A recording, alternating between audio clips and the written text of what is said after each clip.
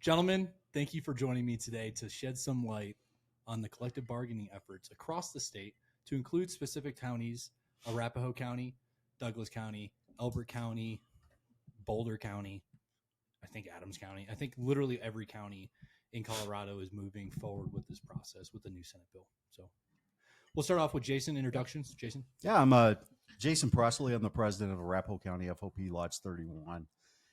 I've been involved in the FOP for quite a few years. I think 16 years on the board, 8 years as president.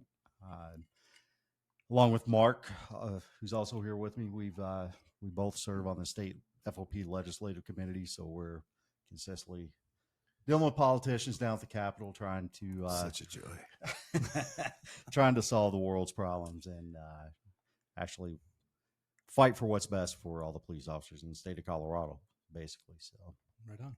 Yep. Mark. Yeah, Marc Sears. I'm the president of the Aurora Police Department's FOP Lodge 49. I've been the president for probably 5 years now. I've been in law enforcement about 25 years, about 7.5 years in the United States Air Force as a cop too. And like Jason was saying, there's the fights that we have at Capitol Hill, or the debates that we have at Capitol Hill, but I wouldn't say we necessarily try to solve the world's problems, but we certainly try to solve the issues that legislators bring upon police officers that they're just not very educated about. Yeah. And now, from what I understand with this new COBCA bill, it wasn't really much of a push from the legislators. The legislators were very cool with the process of allowing counties to collectively bargain and really, I heard there was some issue with police being included with that, but then once they got that situated, it was good to go. Yeah, I testified on that down there, and it was complicated. You had a lot of management, let's say, especially, and we'll just be honest here, sheriffs who were totally against it. I grew up in a union household. My dad, total union member his whole life. My mother, same thing, teachers union, involved in that. I grew up in a union household, and yes, our whole family was Republicans.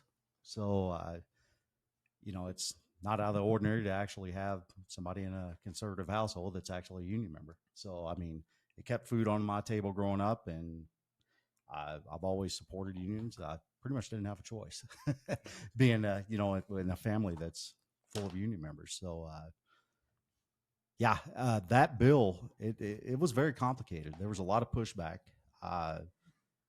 For those of you that don't know, I did run for county commissioner up in Arapahoe County and lost in the primary. And one of the main reasons that election for me went bad was my support for collective bargaining. I really got a lot of pushback. How dare you?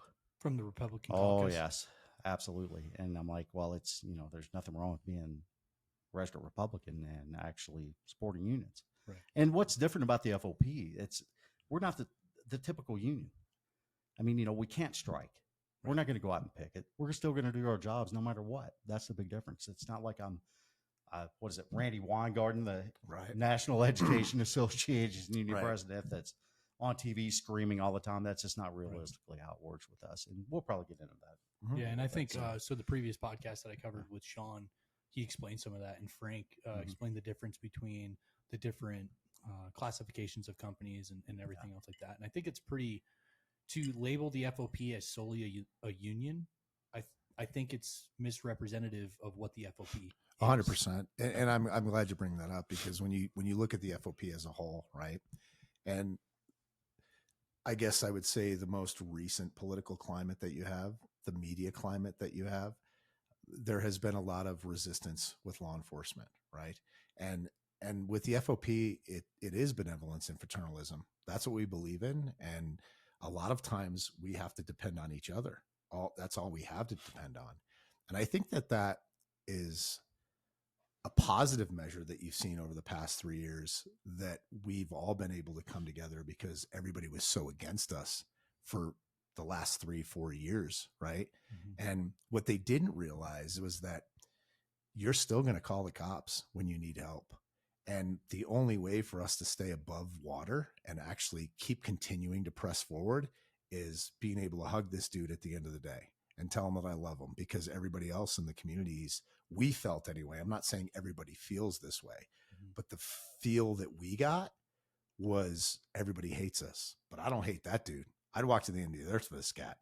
So the FOP is much more than just bargaining. It's just much more than a union. It's a brotherhood and benevolence and paternalism that really builds us the way that we are. Right. Yeah, and I think a lot of there was so much false narratives out there after the Senate bill was passed. When 230 was actually signed into law, it came out, especially by a lot of law enforcement executives, that, well, this is going to bankrupt counties. Mark, were you out to bankrupt Aurora? Never. Yeah, our goal, we're not out to bankrupt anybody. If you haven't seen Arapahoe County's financial woes right now, we're just not about that. Yeah, and I think that's one thing that's there's a lot of we'll label it a misinformation campaign. Absolutely. Right, like not truly giving the full picture. Correct. Right. And it's not just false information. It's also personal.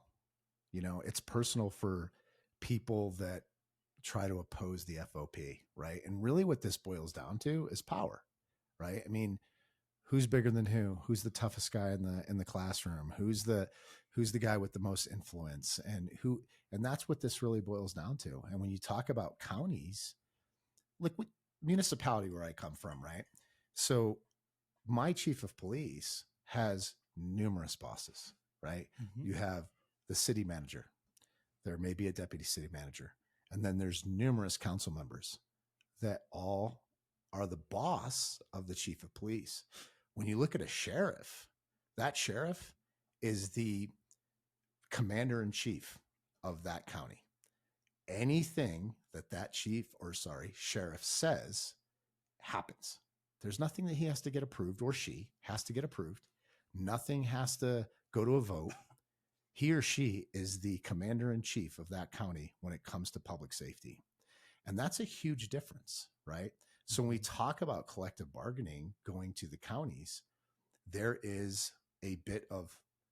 could be a bit of a threat that said sheriff may have of losing some kind of control, some kind of power. And I'm sorry, but as a line officer, I'm a sergeant, but being in the rank and file, the people that I want looking out for me are the ones that can relate to me. And although there are sheriffs and chiefs too that have made their way through the ranks, it's just common knowledge that when you get different positions within your agency, you have a different goal. You have a different objective. Yeah. It's the easiest way I boiled it down for individuals is production and people, the two P's. Yeah. You've got the production aspect of law enforcement, where you've got people doing traffic stops, responding to calls, stopping vehicles, getting drugs, guns, charging people, all the aspects of producing results. And then you got the people actually doing it. Mm-hmm. And, unfortunately, I think you're absolutely right. In law enforcement specifically, you have sergeants that are so people focused. They care so much about the line level staff that is their only goal. And if a good sergeant is doing their job and focusing on the people, production will happen. The problem is when it's higher up and production is the sole focus, and that permeates down through the ranks. Yep. And there's no way to express or voice what you're looking for, which is kind of what I've experienced from talking to friends and stuff like that, of why they're pushing so much for this collective bargaining agreement. And I could tell you just from my side of it, I've never been in a sheriff's department, right? But being 25 years in law enforcement, you really have to have the right people looking out for your best interests. Okay. So when we look at Sheriff Brown, very well respected by his men. You look at Sheriff Weekly, very well respected by his men. Even under sheriffs, very well respected by their men. And they're great. I know them. They're great individuals. I support them wholeheartedly. But they have a different objective when it comes to benefits for your deputies or officers. Completely different. And you have the ability when you bargain to actually break it down much more of what officers actually want. Right. The sheriff or chief wants what's best for the organization. And I believe that every deputy and every officer believes that they want what's best for their organization. But you have to focus more on the deputies and the officers to make all of that come to fruition, right? What is it that's going to motivate my men and women more? And they can talk about salaries all day long. But let's be honest. A sheriff is going to negotiate a salary just so he can attract more deputies to stay in competition with everybody else. Mm-hmm.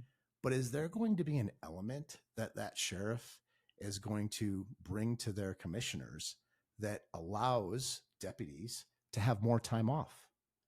I highly doubt that. They want their deputies at work, right? But we have to look at the overall picture of what our profession really does and what it does to us as cops, right? And how much it affects us up here and wellness, right? So as you see different generations coming into law enforcement, I don't necessarily think that sheriffs or chiefs, they say that they recognize that and they understand that, but it's a totally different stressor that the cops have than the sheriff or chief has. And sometimes they lose perspective of what actually keeps deputies and cops happy and what they want to do. And when you talk about negotiating specifically and what benefits a cop, I need time off with my family. I need time off to go ride my bike. I need time off to go run. I need time off to do this, do that, do this. It is, and I don't necessarily think a sheriff or a chief thinks about that. They think about the organization and just answering calls for service. Let me just get this done and make the community happy. Totally different role. Yeah. Mm-hmm. Yeah. It's like, what's the response time? How are the calls resolved? Everything else. And it's nothing against them, right? It's nothing against them. That's their mission. That's their goal. That's their objective. And they do really well at it. But you have to also take, if I were a sheriff or a chief, I would actually sit there and refer to my lower level guys, my line guys. What do you want? What makes you happy? How do you do that? All I hear about, like with the counties, right? It's more about like, okay, what about pay? They focus on pay. I'm telling you right now, the newest generation coming in law enforcement, it's not all about pay. Absolutely. And I'll tell you, off. Jason and I didn't come into this profession for pay. You know, I mean, when we came into this profession, I was making maybe 40 grand a year, you know, and I'm like, oh, this is awesome. That's why we're still here. Right. And it's not about pay. It's about that time off to be able to, I look at law enforcement now and I get to go into a sandbox every day and play with my best friends. And I get to do it legally, morally, ethically correct. And I get to follow the Constitution. I get to be the most righteous dude on this planet to actually change people's lives and help them in a positive way. And I think that as you gain more rank, that focus is lost. And we still have to think about that as line level guys. We have to. And the only way for us to make that continuous is being able to negotiate. Can I get more days off? Yep. If I get, for instance, if I get time and a half pay is, you know, across the country, you get holiday pay, right? And you're working time and a half if you're working on a holiday. I'll tell you right now, in the city of Aurora, that has never, ever happened until the last negotiation we had. And who did that? The union did that. Right. Not The city doesn't want No. that. If you look at it from an objective standpoint, just numbers, it doesn't make sense.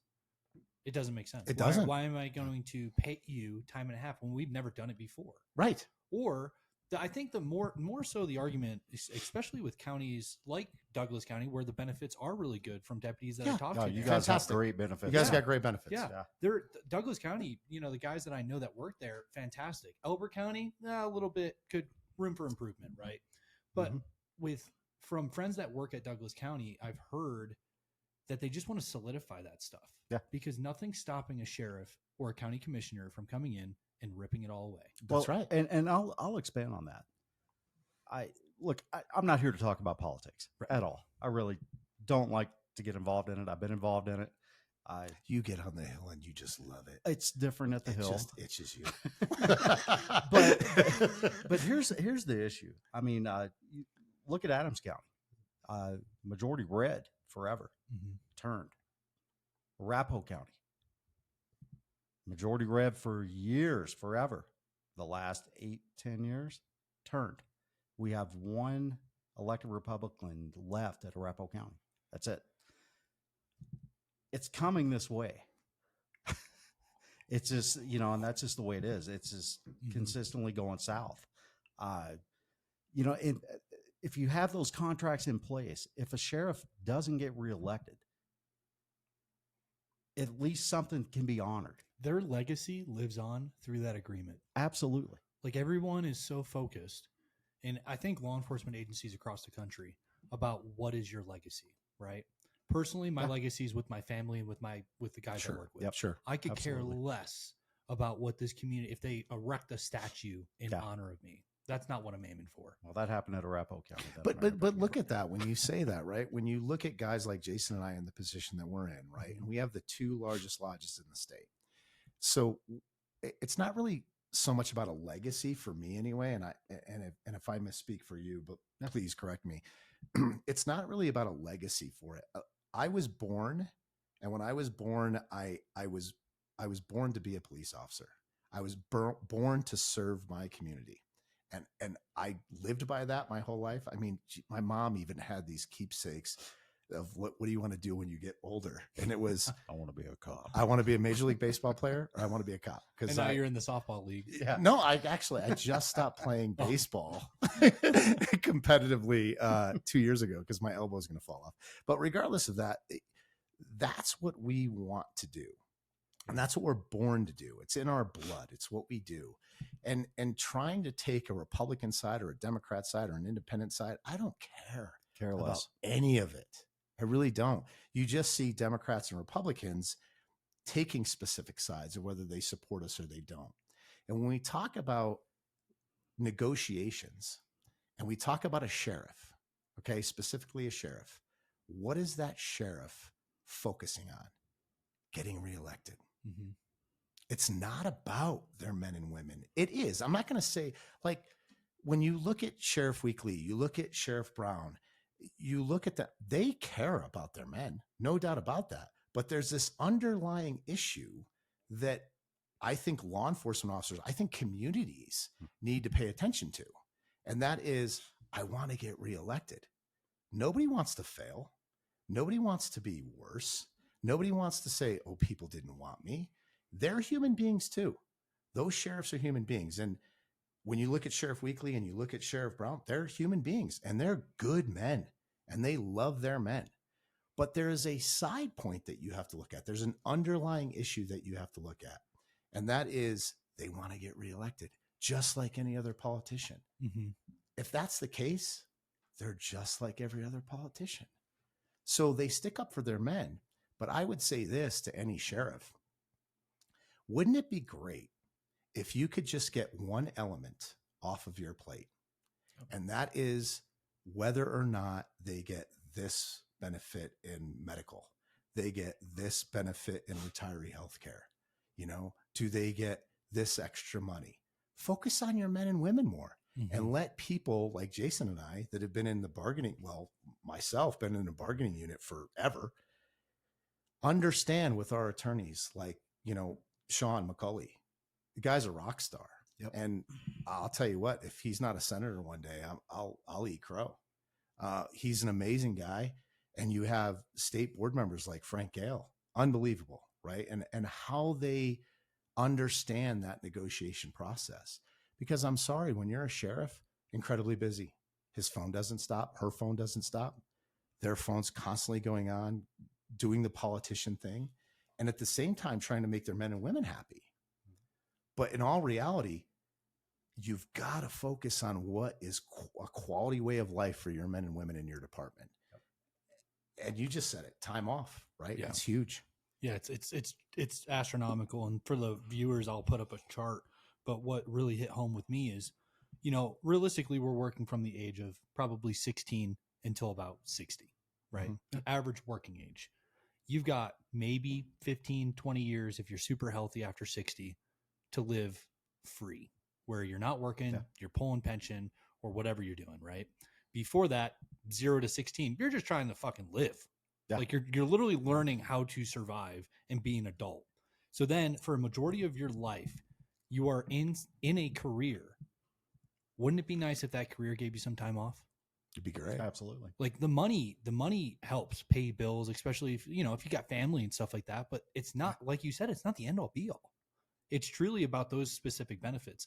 And what's interesting too is you say that the sheriff is the top dog, and that is true to a certain extent. But who does he have to work with? County commissioners. Who or she, he or she, whoever they are. To work with them, not for them. Right. With That's them. a big point, man. Yes. That's a huge difference. But at the end of the day, when you hold that position as a sheriff, now I've never done that, but I've spoke to numerous sheriffs.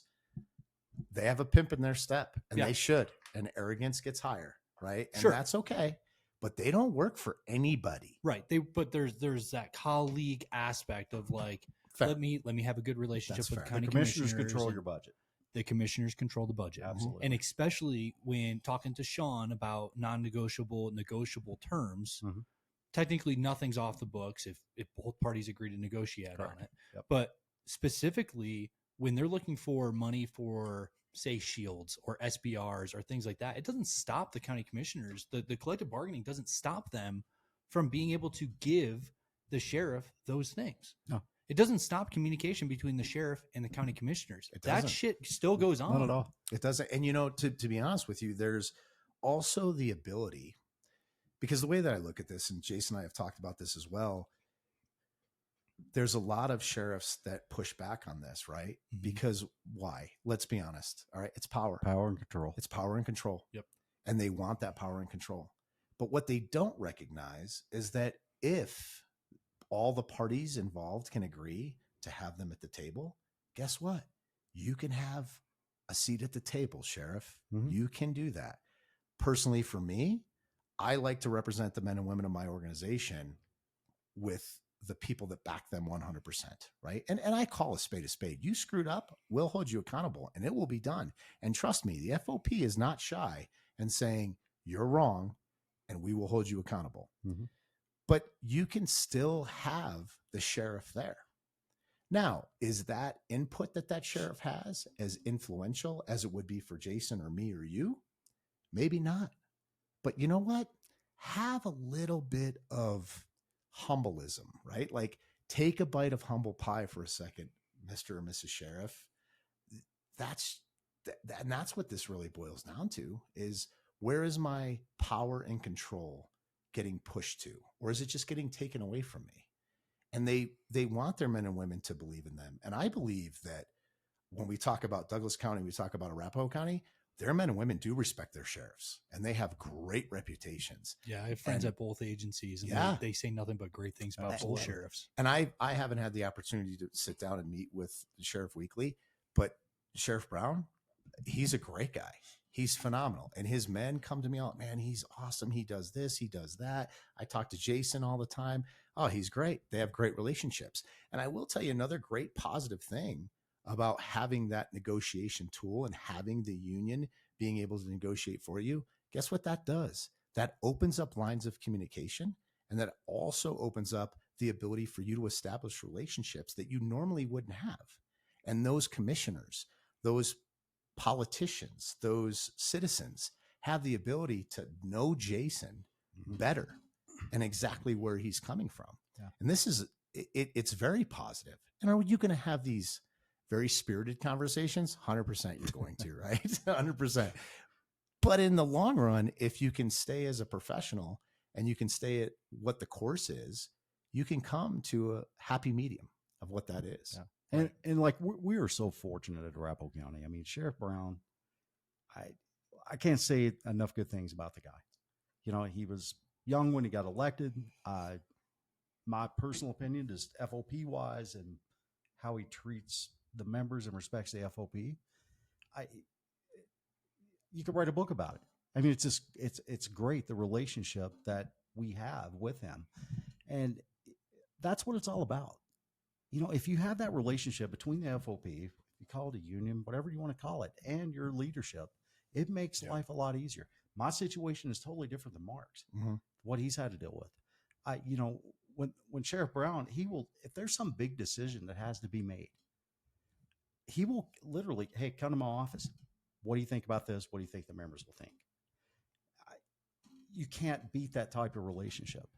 And like the other day I saw a meme and it was kind of funny on social media. It was a picture of, said police union on the back of the shirt. And then there was obviously 4 stars, a chief or a sheriff or whatever. And it said like, what people really don't know about unions think. And it was the FOP guy or the union rep had the chief in a headlock. And then the other one, what union members want. And it had like the union president drawing back his fist, toward the chief. And then it said reality. And it was the union guy and the chief sitting down together, going over paperwork and thinking and talking. That's reality. And that's what you want. Yeah. And this is one of those main things. Again, I'm not privy to a lot of conversations like at Arapahoe. I have friends there and I have friends at Douglas County. One of the main things that they point out is like, hey, we've got really solid communication right now. Yeah. Super solid. But that's not guaranteed. No. It's not guaranteed. And that's what not as in regard to the, if we do collective bargaining, is if a new sheriff comes in, if a new administration comes in. But let me interrupt you. And because I'm getting ready to blow off. I'm getting ready to blow my steam here because you think that you have solid communication, right? Because you don't have collective bargaining. You're talking to the guys at Douglas County, Arapahoe County. You think you have good communication. Why? Because it only comes from one soul. Yep.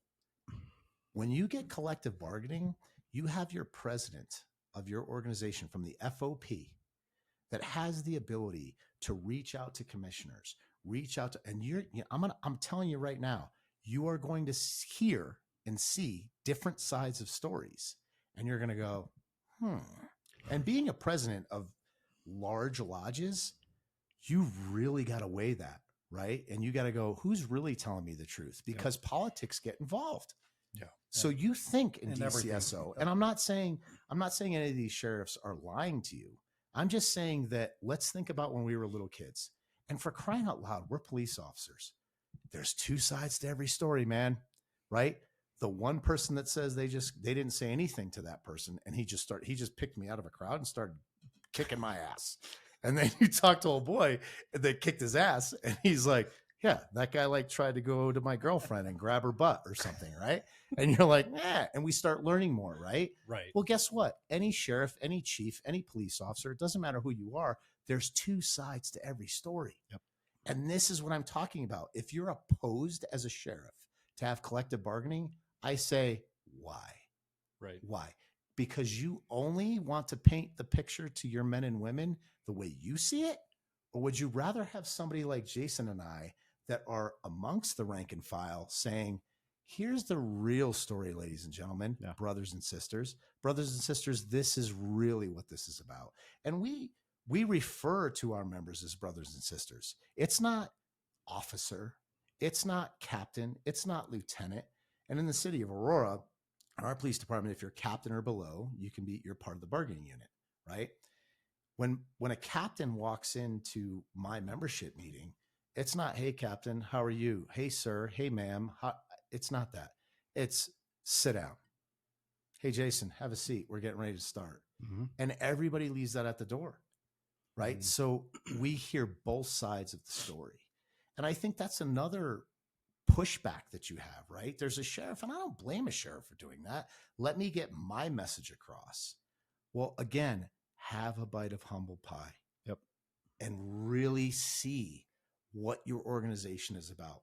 What's that show where they have CEOs that go undercover boss, right? Yeah. It's kind of hard to be undercover boss when you're a chief or a sheriff, right? Yeah. It's kind of difficult. However, it would be great to have like maybe, somebody that had some kind of a, those cameras that they have on glasses and, Jesus, all the body cams that we have now and everything else, technology. really look at that to see what people say about you. Because I know what they say about Jason and I, our members, right? I mean, there's a bunch of them that hate our guts. Oh, yeah. Right? They can't stand us. And then, oh, that guy, he's a fucking dick. And so, well, why? You're too close to the chief or the sheriff. Really? Am I? Maybe that's good. Yeah, that's how you foster relationships and communicate. Mhm. That's how you get problem solved. Right. If you're Yep. butting heads constantly, you look at some of these police union organizations from around the country. Me and Mark have been around the country on this stuff, and there are battles. Yep. Battles. And you know what? It's not my goal. I'm out for my membership. I'm not doing any of this. I have 550 members. Mark has Over 600 now. Over It- 600. Yeah. it's my goal. We get nothing out of this. I don't get paid to Nothing. do this, by the way. I- I don't get and any extra pay. And we talk all the time. It's like, well, how many hours extra do you think you do a week? 30? Probably At 40. least 30 or 40 hours extra. Our phone rings all night. It's not for any personal gain. I care about my membership. And you know what? I can retire soon. And I want to make sure that it's set up for the future. That's what it's about. It's not about me and my decisions. I don't care what it is. If there's any complaint, I take it to the sheriff. Now, if the sheriff does not like what I have to say or thinks it's absolutely just ridiculous, he will say, get out of my office. I don't even want to hear this. Mm-hmm. And I respect that. But you know what? He understands because we have that mutual relationship. He knows it's my job to bring the concerns. But we have other agencies have an open door policy. Oh, that's we great. have one. That's just a great. It's great verbiage. I'm so get the fuck out of here. That doesn't. I have an open door policy, right? And we all know, as cops, if as a sergeant, okay, if you're going to be a police, one of my officers that is, I'm responsible, and you're going to go to the chief and you're not going to come to me, guess what? You're not on my team anymore, asshole. I'm getting rid of you. Use the chain of command, right? And be paramilitary the way that we are and use it the right way. And they can talk about their open door policy all day long. Chiefs, sheriffs, they all do. I have an open door policy. Just come and talk to me. Okay, great. So I'm going to go in there and tell you to F off. No, that's not going to happen because some of the younger guys I'm just going to go in there and tell them to F off. Okay, great. Go right ahead. Stand by. Go right ahead and watch what happens to your career, right?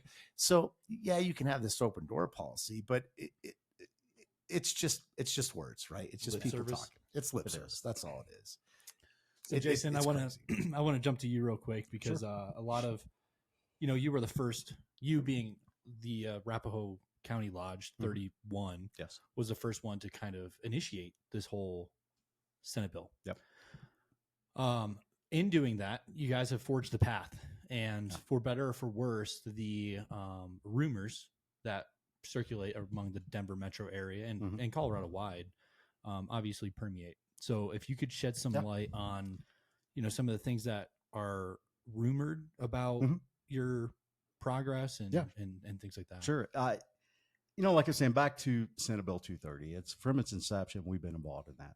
And I'm not going to get into the back end of it, but it was necessary for us. We are going through financial issues up in Arapahoe County, which is going back for 30 years of leadership. That we're one of the few counties that hasn't de-Bruced, which Douglas County has, which in other words, it gets you out of Tabor, which would add about another $75 million to the county, which would help out. We went through this whole process. I didn't believe it. I'm listening to the commissioners and I'm listening to the executive budget committee. I'm like, look, the county is struggling. The county is struggling. And even Sean McCauley, when he comes out and we started, got involved in the collective bargaining conversation, he would drive down Arapahoe Road and be like, there's no way in hell Arapahoe County is broke. I'm looking at everything around here. It's like, there's no way. I was like, okay. So, well, this is what they're saying. I didn't believe it personally. So we actually got an evaluation done on our county budget. Sean hired another guy who I ran into in Las Vegas at a labor conference, and I'll explain that in a minute. But he actually hired him to do a deep dive into the county budget, kind of in quotes, I'll say the black web of the county budget. Basically, the results came back that said they're telling the truth. you guys are struggling. It didn't help her cause at all. And it's unfortunate, to see the size of the county that we have that have these financial problems. But the only way that we figured, you know what, consistently the county has cut stuff over the years. And you can call it petty stuff, stupid stuff, but like safety awards. That went on since I started. It was a huge deal. Every year, if you didn't get hurt or whatever, you would get $100 Amazon card or a backpack with the county logo, something. Well, they cut that out. Well, that, like, a lot of people depended on that in December. It's like, well, I got a $100 Amazon card or whatever. I can buy a Christmas present for somebody or whatever. They took that away. We used to get like employee appreciation meals. They would get QDOBA to come in and cater it for Public Safety Bureau, Detentions Bureau, Support Services. They cut that out and changed it to popcorn. We have popcorn makers at headquarters. So it was like, what are we doing here? What's going on? And this is happening over years. Oh, yeah. Well, especially over the last 3 or 4. Okay. And, when the results came back, it said that. It's like, okay, we do have a problem here, but we still need to have some type of contract of something in place. 2020 really affected Arapahoe County horrible. Our commissioners approved on recommendations from the EBC that we get a 1.25% raise. Well, back then, that's monstrous. Yeah, it was huge. 1.25. Well, it's incredible. Well, and I could go on and on this, and I'm just going to tell you straight up the facts of this stuff. So, 1.25%, but they also raised health insurance benefits, so it was a wash. 2021 came along. We got a 1.75% raise, another monstrous raise. Wow. Benefits go up again. So it was a wash. The cost of medical benefits. So historically in Arapahoe County. Pisses me off. Yeah. Pisses me off. And this goes back to 2 previous sheriffs, which I worked great with Sheriff Walter when he was our sheriff, great with Sheriff Grayson Robinson when he was our sheriff. But during that administration, it was kind of an unwritten rule, like between the sheriff's office and the county, like we will be in the 75th percentile of pay for our comparables. So, which is horrible, by the way. Just to let you know. And as an FOP president, I'm like, hey, why don't we? Let's be Lakewood. Let's be one. And here's the issue, right? So this proves my point about why bargaining needs to happen. Because Jason, when you say within the 75 percentile, you think that that's good. He doesn't know.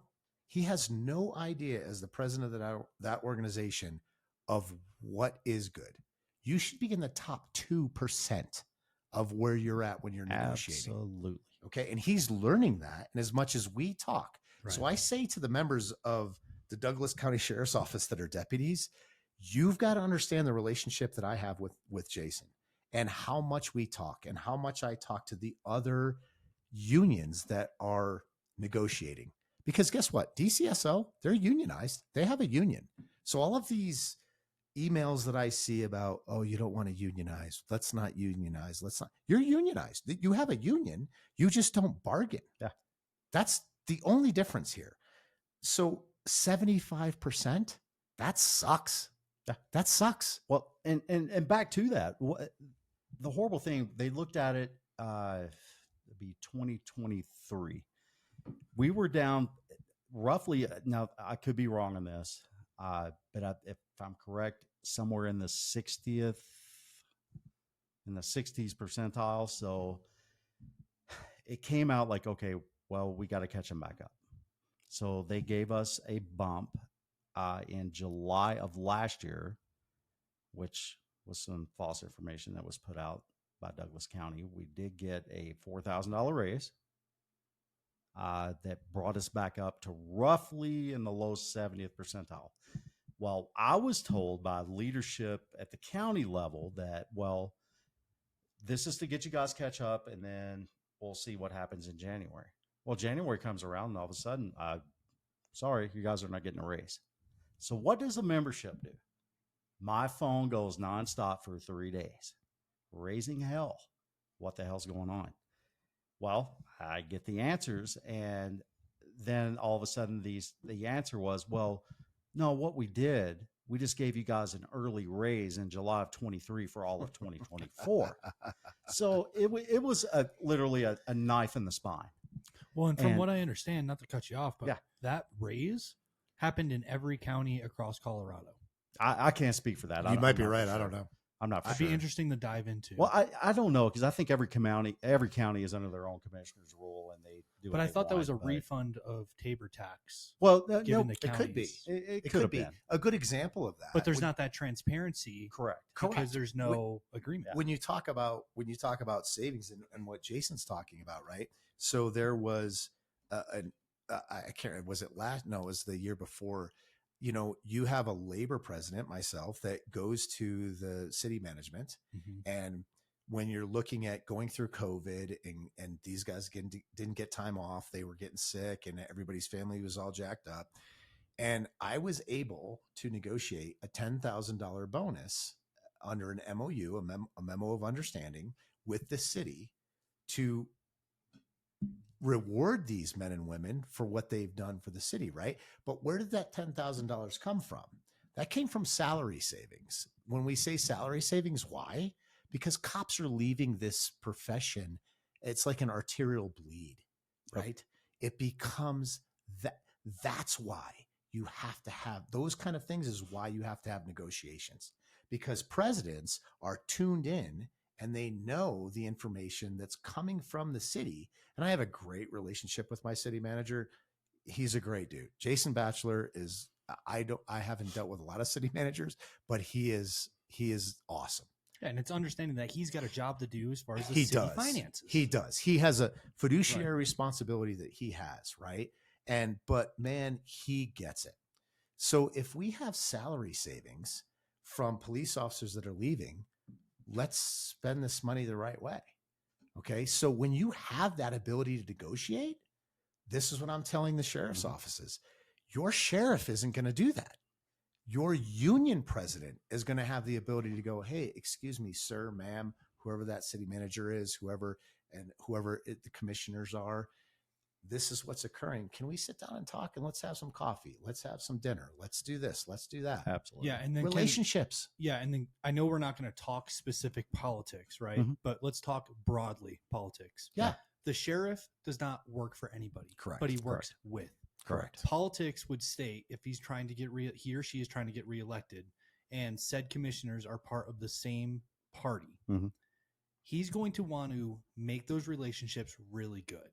So whether or not he wants a certain benefit for his individuals, if the county commissioners are against that, he's not going to be able to push for it in the way that a third party representing the people that actually need those benefits would be able to negotiate. Would Absolutely. he even know?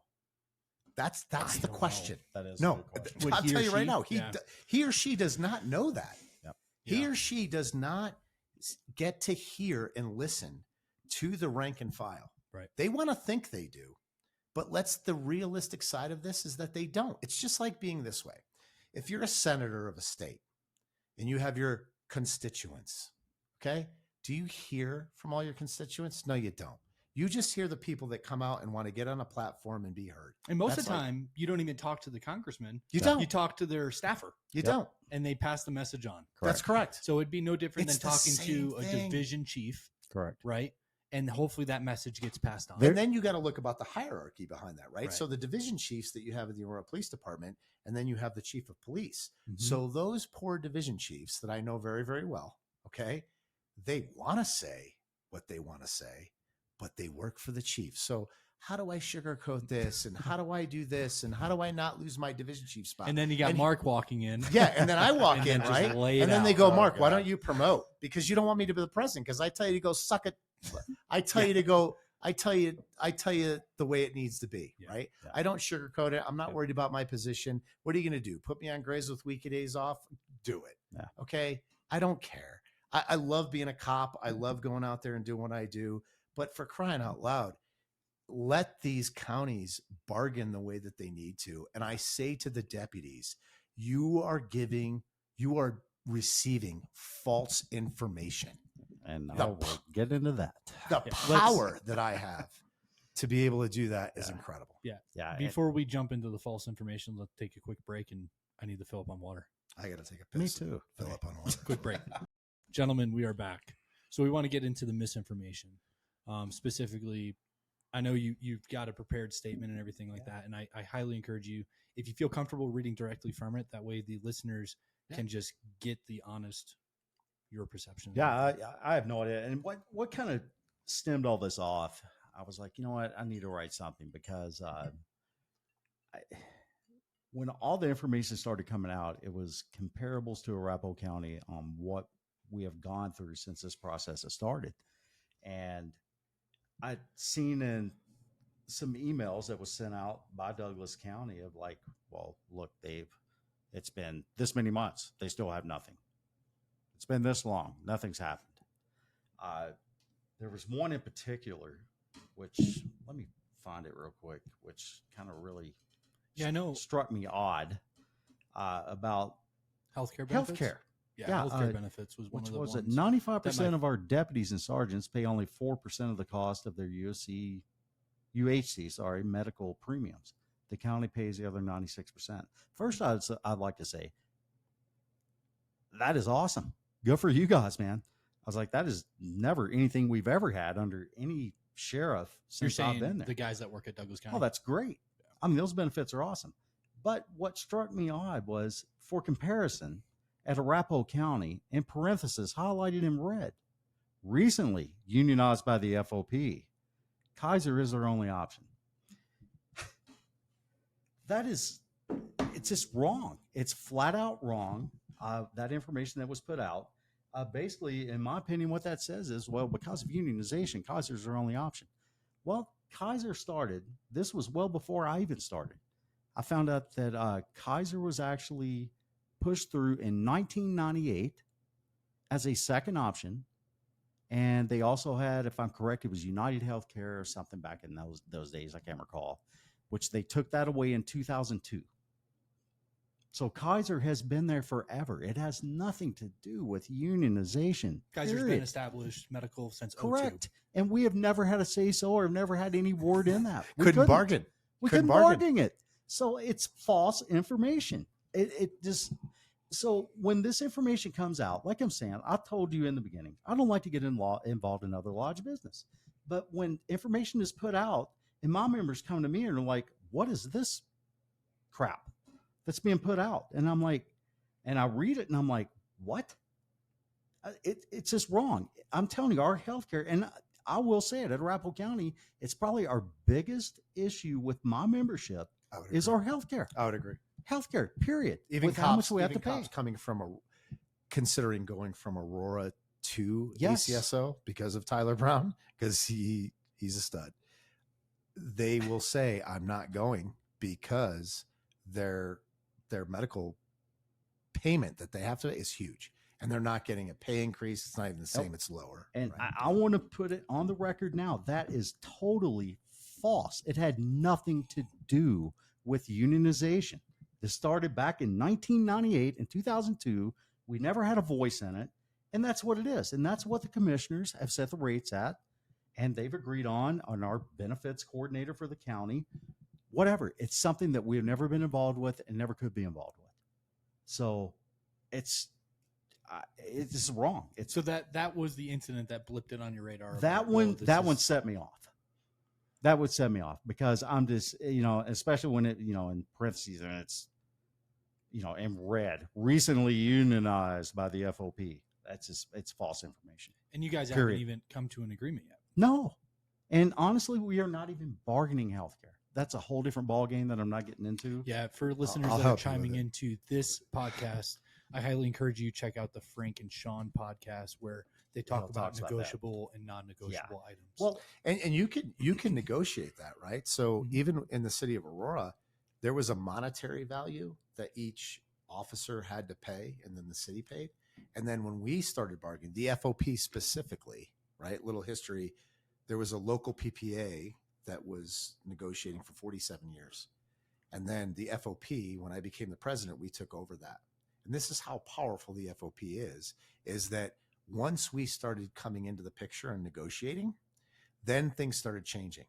And it happened so much that now we're not as good as DCSO percentage wise, but we changed that from a monetary value to a percentage of 90%, right? So our officers pay the city pays 90% of that premium, and the officer pays 10% because of negotiations, not because our chief did that or our sheriff. The union did that. And when you have a guy like Sean McCulley in your corner, he gets it.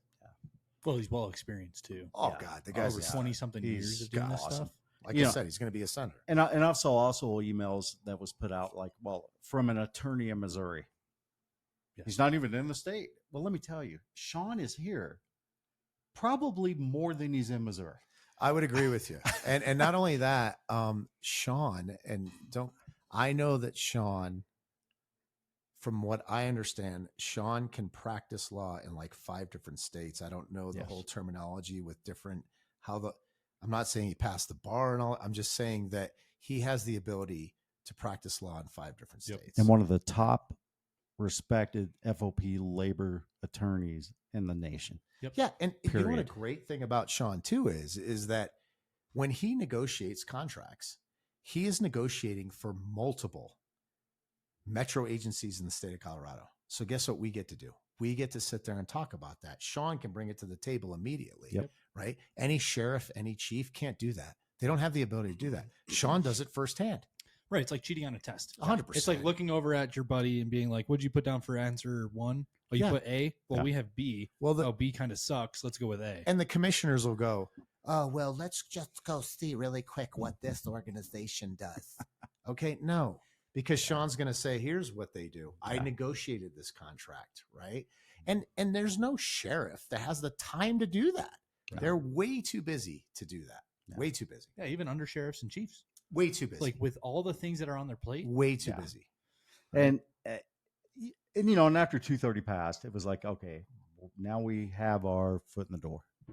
Because, you know, talking to Mark over all those years about what collective bargaining has done for them and the other, I could be wrong on this, 13 municipalities in Denver metro area that collective bargain. We use 13 as comparables. Yeah. Right. Yeah. So, you know, when that passed, we were excited down at Arapahoe. So I immediately got on the phone with Sean and I'm like, all right, you know, I had no clue on what to do. I really didn't. I'm just going to be honest. And Sean has walked me through this to where I feel like I'm an expert now and I haven't even been through the first agreement yet or anything, but you're getting there, brother. Yeah. You're learning. I mean, it's, we literally, when we started collecting our signature cards, we had, we got information out and just explained the benefits of collective bargaining. And fortunately we had the sheriff on our side, command staff was on our side. You know, they knew like, this is something important for you guys. So if this is what you want, go for it.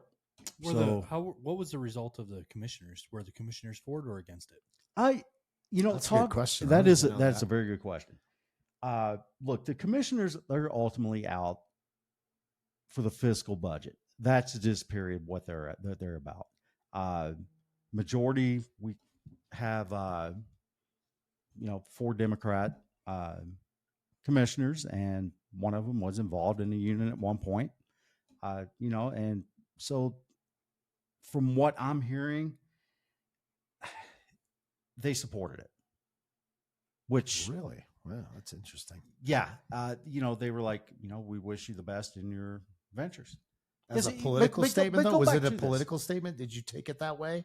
In a way, but here's the deal: or just to be nice, just common sense. Just knowing how county government works. It's not the commissioners that are going to be at the table. It's going to be attorneys, right? They're going to be at the table, Jason. Now, well, that's the key. Are the city council members at the table? No, exactly.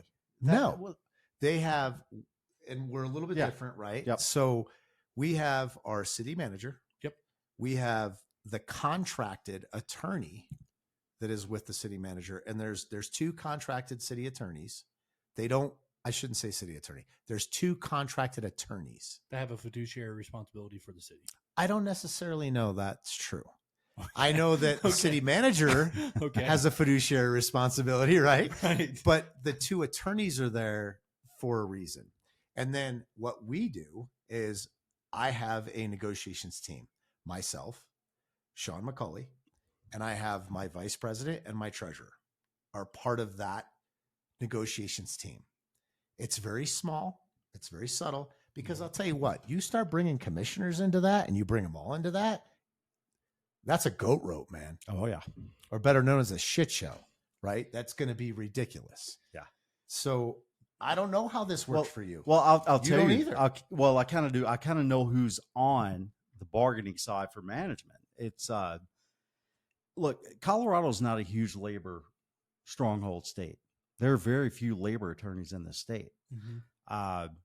The county had to hire a labor attorney, which they did. I met the guy, talked to him numerous times, especially during our vote and everything else. Had no issues with him. The county attorney, there is a representative management on command staff from the sheriff's office. It's going to be on the management side. And I'm not for sure who else. We'll find out soon. And I'll talk about that in a minute too. But yeah, back to the misinformation. Yeah. So back to the mission. Well, let's go back to when we collected our signature cards, we got 402 days. When I read the email on about that Douglas County put out about how much time it's taken Arapahoe and they've gotten no progress, etc. Well, here's the reason why. And that's what really bugged me is the actual timelines they put out were totally correct. They were, but they didn't put out why. But you got to realize as far as taking time. Correct. Senate Bill 230 was brand new. And you know what? Arapahoe County and Sean McCauley, when I got with him, we knew we would be the first. So we had our stuff together. We were ready to go. But here was the issue.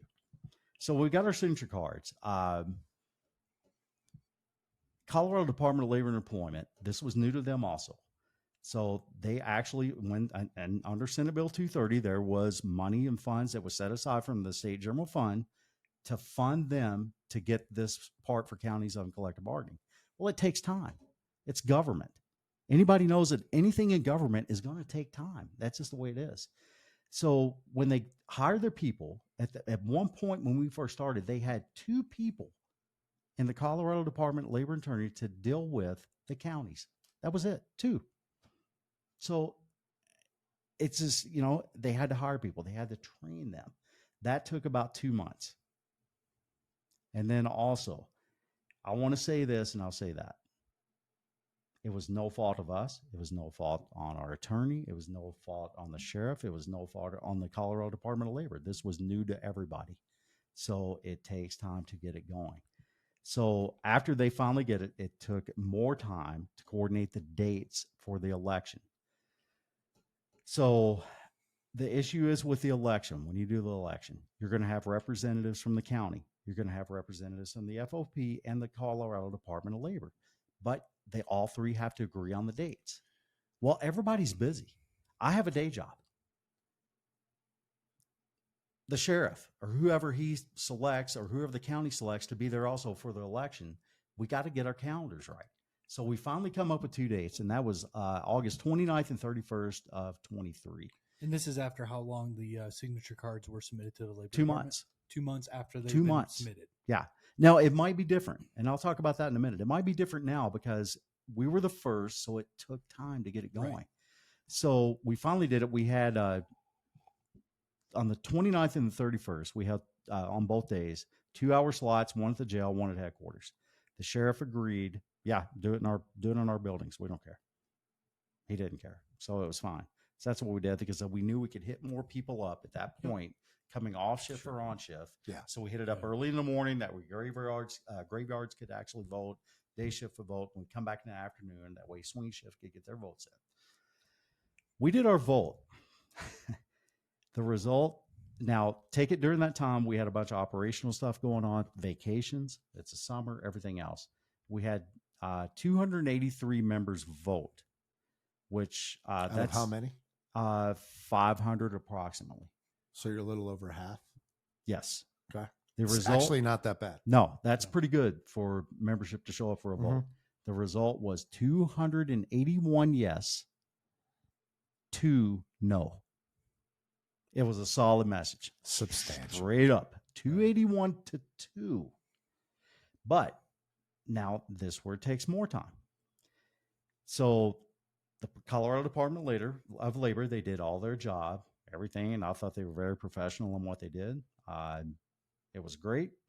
On September 6th, we received our official letter from them stating that, okay, you are officially recognized as the collective bargaining representative for Arapahoe County Sheriff's Office.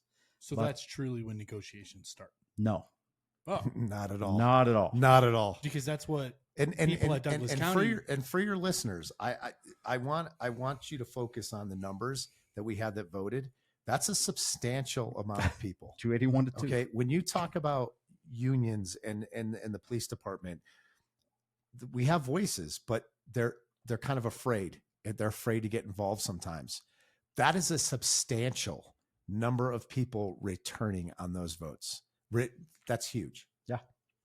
So after we even got that done, now under the COBCA rules, which I'm not going to get into all the acronyms, rule 4.6.8, any party may file objections within 7 days after certification at the results. So that held us back for another 7 days. So no objections were filed from the county. So when we did the vote and they counted the vote, we did it on Zoom. So literally, I was on Zoom. The county had their attorneys on Zoom, and Colorado Department of Labor. They had the sealed ballot boxes because it's all paper ballot because that's their rules. They pulled them out, and it was actually it was comical for me because Did you watch I think, oh yeah. Did you watch? And I think we went upwards of 145 yeses in a row. And I'm just sitting back like this and kind of got a smirk on my face. And I'm sitting there watching and I'm like, oh Lord. So I guess this is going to be good. So, and then finally it was like, we got to know. I'm like, okay. I was like, well, let's see how this goes. And then it went on for like 100 more yeses. And then finally about 3 or 4 left or whatever, finally another no. So that's where it's 281 to 2.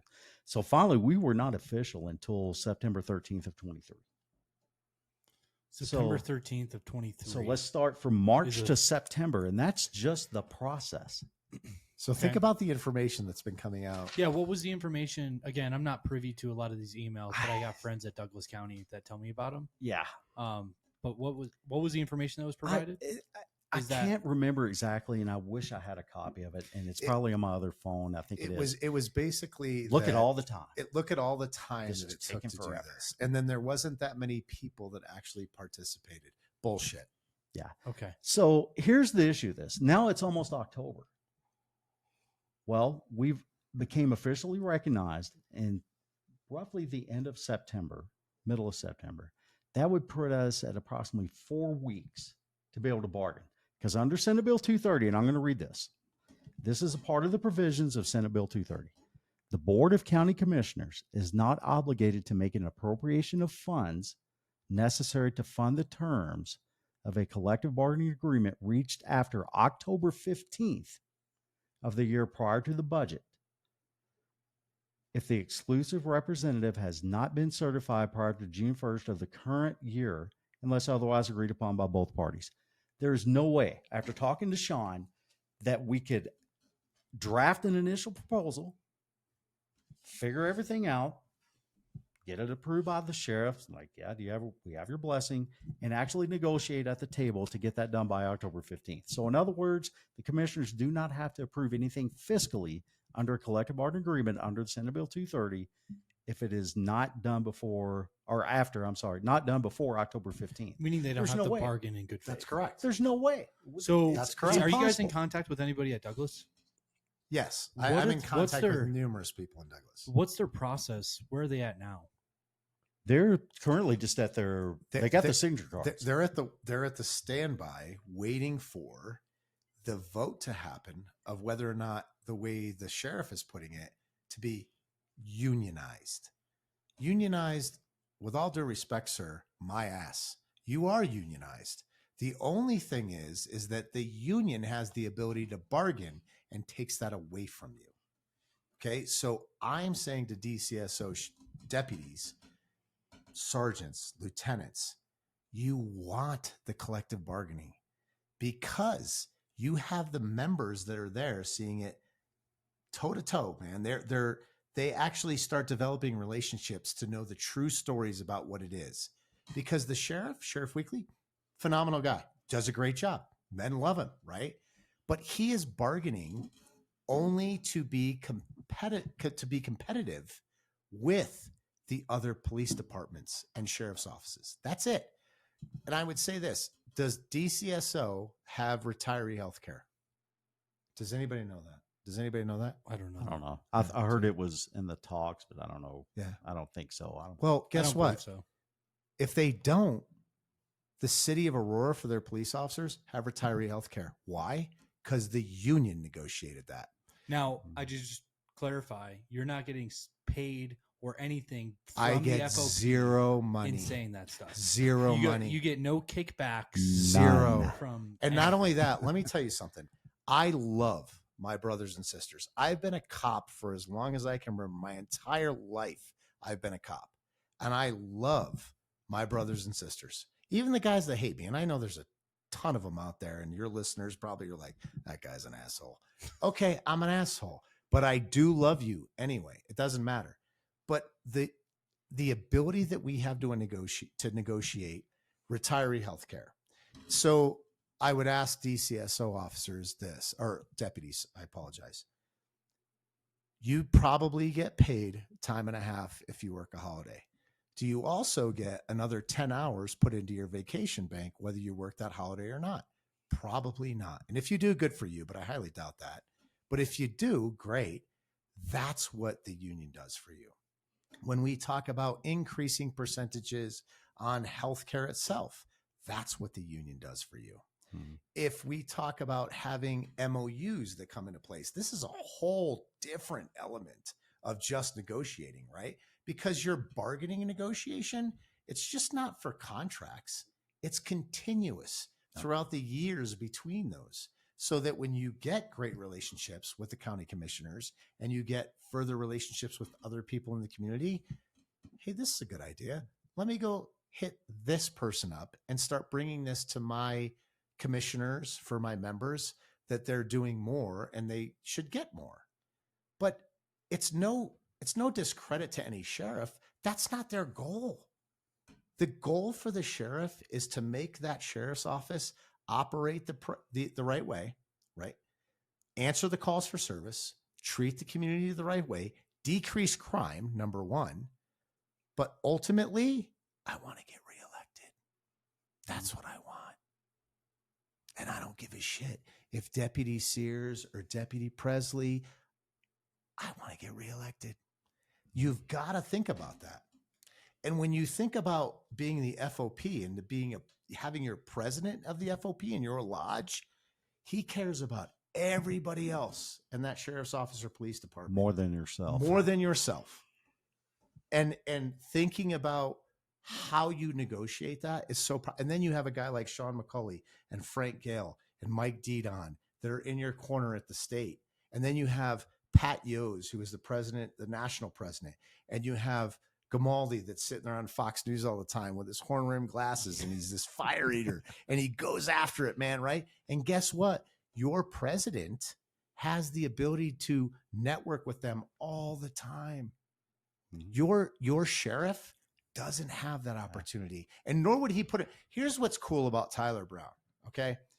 And I have to bring this up, okay? So we go down to a Deerfield Beach, Florida labor negotiations conference every year.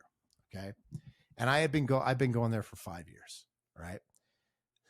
2 years ago. Yeah. It wasn't this last year. 2 years ago, Jason calls me and says, "Hey, I'm going." And I'm like, "What? Why are you going? You guys can't bargain. What are you going to learn? What are you going to do?" He's like, "Tyler's coming with me." It's coming. And I'm like, "What?" And he goes, "No, it's coming. Tyler's actually going to testify. Like, he's going to support this." And I'm like, "You got to be kidding me. No shit." And he says, "Yeah." So we get down there, everybody's hanging out. Tyler shows up. Holy shit, sir. He sat in that room and they made it known in the conference, we have a sheriff that's here that supports collective bargaining. And I'm going to tell you what, that entire room, their jaws dropped and looked at him and wouldn't leave him alone. because that's how powerful it is. And you're not talking about just organizations within Colorado. We're talking about the entire country that are all around him going, holy shit, are you serious? Like he's like, yeah, absolutely. Absolutely. This is because he truly cares about his people. Yeah. He truly cares. And not only that, I'm not going to speak on behalf of Tyler, but I want to think in my mind that he's like, yeah, that's one less thing I got to get off my plate. Yeah. I'm good. Right. I mean, who the right minded a leader be like, God, if I can just deal with the county commissioners or city council and let me deal with the politics of stuff. And you know what? Let the FOP deal with all the other stuff when it comes to pay and rights and benefits. Let them deal with that matter. And that's going to be his lasting legacy, right? Like 100%. going back to this legacy thing is a lot of leaders, like for better or for worse, they either super focus on it or they don't. But regardless, there's a legacy that they leave. Absolutely. Yeah, absolutely. And that's going to be his legacy is holy shit. Yeah. Tyler Brown was the fucking man. Yeah. Yeah. And he killed it. Yeah. And, and so it's great. I don't want to gloss over this misinformation stuff. Let me just go back one more thing on this. Yeah. Back at all the misinformation stuff, like the biggest thing it was like the timelines that was put out by the county. Yeah, it's correct, but it's not the back end story of it. We expected these delays and hiccups. We were the first. We were new. This was new to the state. It was new to us. It was new to the FOP. We didn't know how this is going to work out with the Colorado Department of Labor. This was new to everybody. We knew there was a possibility that this was not going to happen for 2024. And we accepted that. Because of that date, the arbitrary date of October 15th. Correct. And submitting your initial agreement. Correct. When this bill was signed, I'm like, yeah, it was a great day in my opinion. I mean, I got crucified by supporting it, but whatever. I don't really care. Not by your men. Yeah, I'm old and don't really care what people think anymore. But we knew there was going to be hiccups. We knew where there were going to be delays, and we accepted that. My membership knew that. Now, were they happy with that? No, because initially I preached like, oh, this is going to happen. We're going to have it by 2024. This is great. But it's all how you message everything. Like, look, I can't control when Governor Polis signs the bill. I can't. Right. So it was later, and we knew this probably wasn't going to happen. So my biggest, I just wish the correct information was put out. And leadership of Douglas County, they know me. They have my number. They could have called me. I would have told them exactly what's going on.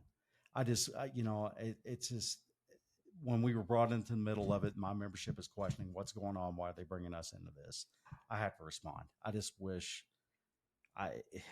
just a simple phone call, and I could have clarified a lot of this on the reasons. Yeah, it seems disingenuous. It does. And it's unfortunate. And and power and I control, respect power and control. I am saying this now. I respect Under Sheriff Dave Walter. I respect Sheriff Weekly. I do. I know them both. I just wish, hey, let's give Jason a call and let's get his side of it at least, instead of maybe getting some information from somebody else that's not even involved in any of this process. It's just unfortunate, and I feel bad for Douglas County membership by not getting the facts of basically what occurred and why this has taken so much time. Yeah. And, and we expected it. And you know what? And my ultimate goal as the president, I'm not out to create enemies. I was talking to Sean about this the other day. My ultimate goal is, you know what? I would love to sit down with the county. We come up with a solid agreement that benefits us, benefits the county, benefits everyone. And we are the shining example in the state of Colorado to have the first contract. And you know what? This worked out great for everybody. And you will. That's the goal. We are not the bad guys here. I'm not, like I'm saying, I'm not out to cause problems. That's not what we're about. We are professionals. Mark, you know, 100%. 100% professionals in this. And it's so disheartening when I see some of this wrong information that is just put out when just, a simple contact, like Let's find out from the FOP what's going on. We got Yeah. one side. Let's get the other. And I'll That's tell what you, we do as cops. There's two And sides to that's- every story. And that's what I it kind just of wasn't done. And it just and that's what I kind of aim at bugs with me. this podcast. You know, is I've had a lot of people reach out to me from DCSO Mhm. and inquire. You know, because I have friends at DCSO and I have friends at ACSO. I have friends at Aurora. I've got friends almost in every Denver metro area. If Sure. anybody's listened into this podcast, we leave agencies out of it a lot of times because they're media policy. Yeah. But everyone knows I've got friends connected everywhere. And so when I had friends come to me from DCSO saying, "Hey, we're getting a lot of this information from command staff, from the county commissioners, can you explain some of this? Can you get in contact with these individuals?" And I've been more than happy to have you gentlemen on. I've been, Yeah. Sean, Yeah. Frank. I'd be Yeah. even happy to have Sheriff Weekly on. have the other side on. You know, Sheriff Absolutely. Brown. Absolutely. Like, I'm more than happy to have whatever perspectives. Get both sides. Yeah. And the county commissioners, I Yeah. saw the YouTube spot with the 3 Yep. county commissioners that were there for DCSO. And it's clear to me, very clear to me, that they are not educated about bargaining. They're not educated about how negotiations work. They're not educated about the incredibly educated individuals that we have supporting this at all. And here's the other thing, especially talking to your members that are law enforcement officers. Those people had a script that they were reading from, and they had a message that they were reading from, just from a script.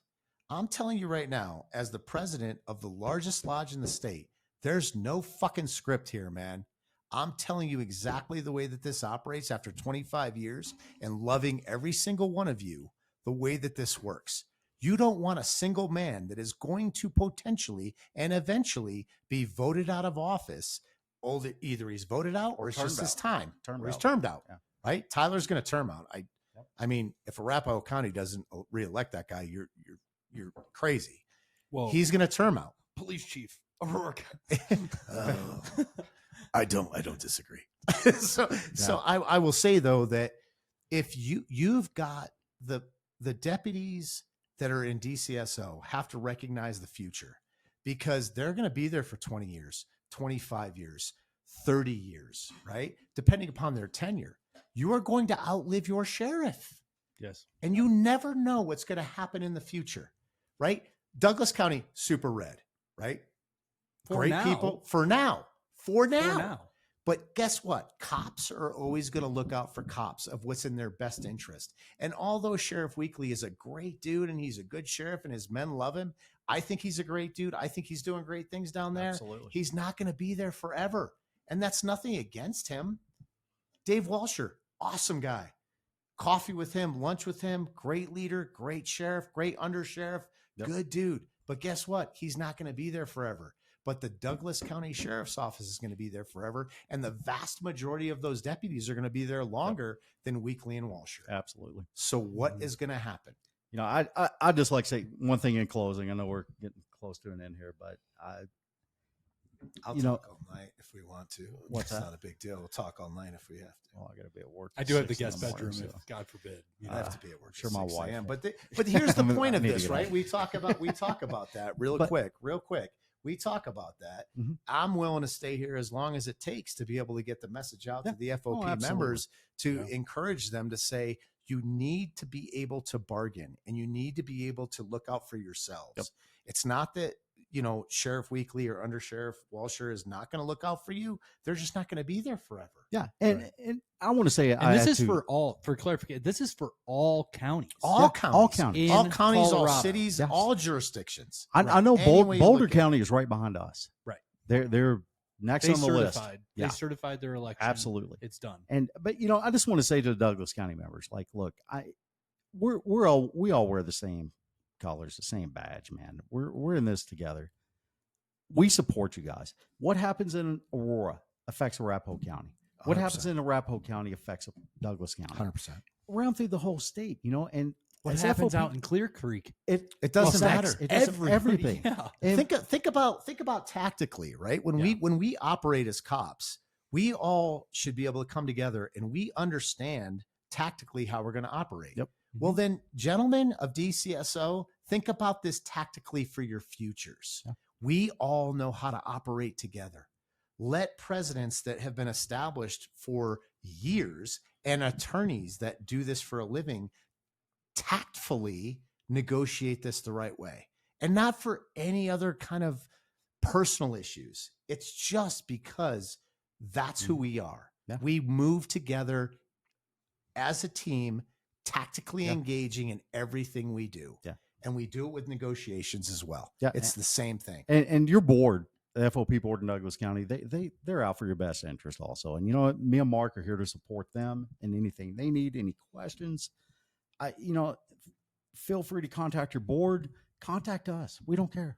And I would be more than willing to get on this podcast, and I would be sitting in the same room with any commissioner that was in Douglas County, the sheriff, Absolutely. the under sheriff. I would 100% love to sit down with them and talk with them independently on this podcast about pros and cons to it, because there can be cons to it. Yep. Without a doubt. And I would love to hear that, but I would also like to have a very colorful conversation with each other about where we both come from and understanding both sides. And Yeah. Unfortunately, I haven't been reached out by anybody from the other side to come on and have this conversation. You won't be. It's under the auspice of like, you have me. I'm not as well informed as you are. I'm just a listener. Mm-hmm. I've always been under the understanding. There's been a few episodes where I've talked more than I've listened, unfortunately. But I've got 2 ears for a reason and 1 mouth. Yeah. I want to hear the other side. I want to hear the perspectives of the individual sitting across And from me. opposing views and disagreements are healthy. Oh, absolutely. Those conversations are great, and that's how You're married? You resolve. I'm not problems. married. You're not married? Not married. In a relationship previously? Yes. You were married? 30 years. So communication is key in any relationship, right? Absolutely. Like we had this 100%. discussion earlier, Mark. It's kind of Yeah. fun. It's so crucial and humanistic. Absolutely. But when you have one side holding the podium, That's a problem. that's a problem. It is. That's an autonomy. It's a huge problem. And this is like, I respect this podcast and what you're trying to do and what we can do to educate other people, right? Because I can't take away the respect that, specifically with DCSO, right? I can't take away the respect that his men and women have for Weekly in his place. Mm-hmm. They love that guy. He's great. Yeah. But man, I'm going to say it right now. Know your lane, dude. Know your lane. And your lane right now, you are way out of it. You're crossing over a double lane, and let your men speak for themselves. And if you really love your men, Sheriff Weekly, if you really love your men, let them fight their own battles. Yep. Because this isn't a battle for you. It's not. Be the sheriff. Love your men, love your women, Respect their decisions. and respect their decisions. That's what this really boils down to.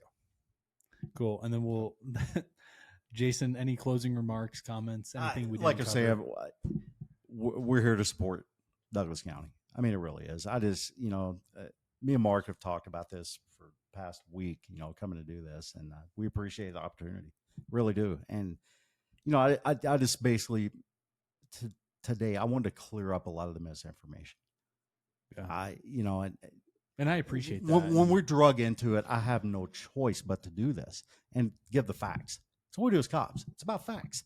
Yep. Well, vague emails of like the healthcare thing, it really irked me so bad. There's like, due to recent unionization, there's just no factual basis to that at all. And a simple phone call. Hey, can you tell me about this, Jason? You know what? I have no problem talking to any of them. Right. You're not holding your cards I close won't to your take it chest. personal, and I don't take it personal. Like, look, whatever the members want at Douglas County, if they want collective bargaining, great, we will support them. If they don't, we will still support them. It's not a personal issue here. So, no, I just think this is great. I appreciate the opportunity. Yeah, I appreciate you, gentlemen. Really Seriously. do, man. Hey, man, it's great. And then I'll jump to you, Mark. Closing statement. You kind of knocked it out of the park with that last one, but Look, it doesn't matter what jurisdiction you lie in.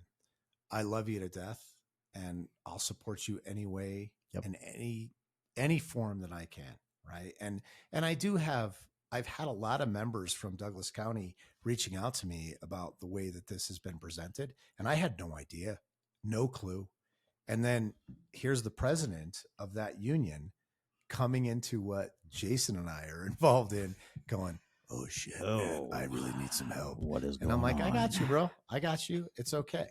Right. But I've had a lot of members coming from DCSO with strong concerns of like, how do I get out of the FOP? Whoa, Time slow out. down. Here's what the last thing I want to tell DCSO deputies. Who do you think pays for your legal defense? The FOP.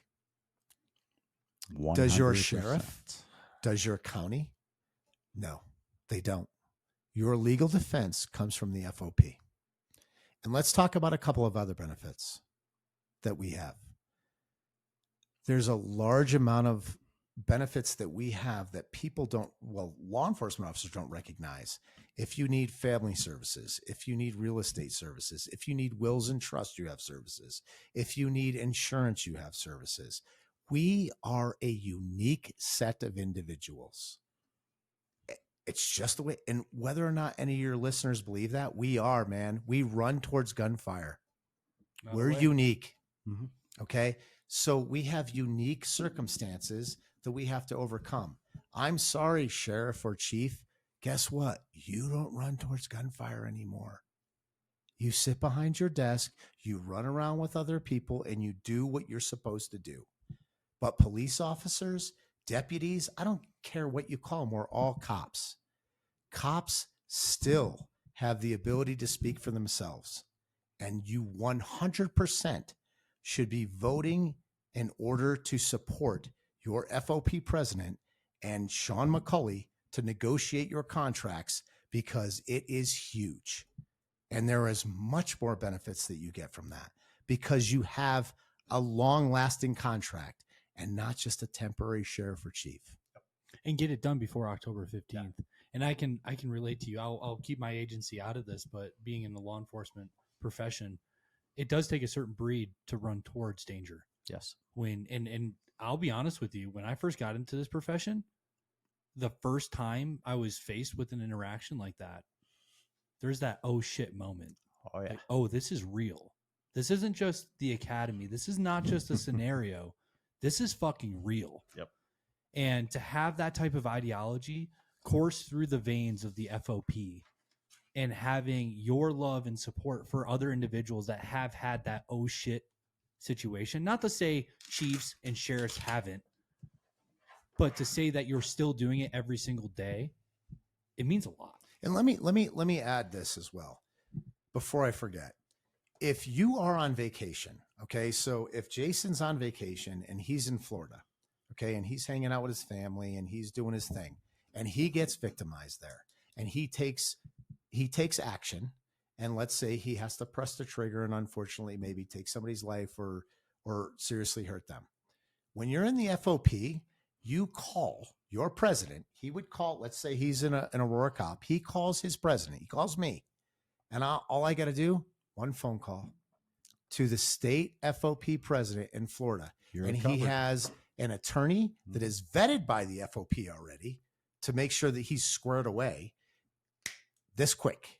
They're on scene. On scene. He's going to go to the police department, right? Yep. He just got involved in a critical incident. He's going to go over there, wherever he's at. Let's just say, hypothetically, Fort Lauderdale, because Jason likes to party and do his thing. Not Daytona? Yeah. But so he's there in Fort Lauderdale. He goes to Fort Lauderdale PD. We have an FOP vetted attorney that quick. Yeah. It's your best interest. Yep. It's not a sheriff. It's not a chief. It's not anybody else trying to pick and choose. Or a county or city attorney. Or a county or a city They're attorney. Not there for you. And I'll just clarify as far as like disclosure of bias, right? Is I am an FOP member. Mm-hmm. I will tell you as an FOP member that the reason why I stayed with the FOP is because of that national network. Absolutely. That's right. And That's national, right. It's huge. I hate to use this term, but the deep pocket. It's of huge. The FOP. It's huge. In the essence of, I know if all three of us were involved in a critical incident, that's not going to wipe out the entire funds of whatever. No way. Not even come close. Union or benevolent organization that we're all part of. Yep. The FOP, if we tap out the funds of Colorado, the national plan. And here's another another concern I think that sheriffs may have in various organizations or it, when we go to negotiations and if you go to impasse and then you go to arbitration, we'll do it forever. We have enough money to just take you down if we have to, right? It's just simple. If you have a national backing behind that, we have your state, you have your local lodge, right? Your local lodge can sit there and still fork out the money they need to. You have your state lodge that forks out the money they need to. Then you have a national lodge that forks out your money. That's another problem that even cities have, right? Mm-hmm. Cities are like, shit, the FOP's involved. Well, and that's one thing. I didn't go down the rabbit hole with Sean because I wanted to keep it very informational. Yeah. But coming from an aspect of bad faith negotiations, right? Hypothetically, the FOP can go down the rabbit hole of a lawsuit for bad faith negotiations. And I'll speak about that real quick. Not Sean McCauley, man. No, he's already explained. He's like, it's not in our best interest. If they come to us with a reasonable contract, it's a reasonable contract. It's a reasonable contract. And for him to say that, I was like, oh. 100%. And I can speak on that, right? I've done multiple negotiations with Sean, and he is 100% that way. He's not going to stonewall shit. As much as you and I will sit there and go, no, I want a 50% pay raise. If he says this is good, it's probably good. Sean will he'll make it right. And he'll be like, listen, Mark, you're an idiot, right? This is a good deal. Yeah, this is a good deal. One thing I want to add is special membership down in Douglas County. Educate yourself on Senate Bill 22230. It's going to explain your rights as an employee. It's going to explain pretty much everything to do with this bargaining process. This is law. It's a bill signed by the governor. It is what it is. Educate yourself, please. Don't depend upon your FOP board to get the information out. All you have to do is literally on Google, type in Colorado Senate Bill 22-230. Educate yourself on it. And you have rights. You have responsibilities. You should really think about this too. As I talk about DCSO only because there's a vote that's coming up about whether or not they want to actually bargain or not. I think it's a friend of mine told me it's April 29th, the week of April. So it's 29th. coming up. Yep. So here's what I would say. Would you not want to vote for people that have your best interest, right? But let's not put our best interest in a person that's in position of power now, because they won't always be in a position of power now. Elections and if you change. truly believe and you bleed blue, you want your brothers and sisters to have benefits moving forward. And you're not going to have that if you put it in the power of one person. You have that in the power of 370,000 people across the country to make your lives the right way and for your future brothers and sisters to keep going on. Well, right on. We'll end with that note. Jason, thank you so much for coming out, man. It's been an honor. Mark, appreciate it. Thank you, it's sir. Awesome, man. I appreciate it. Thanks, listeners.